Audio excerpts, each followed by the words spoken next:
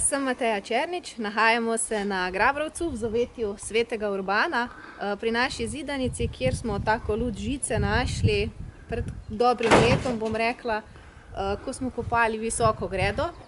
Kopali smo z bagerjem in ta žica je bila nekje na globini 2 metrov.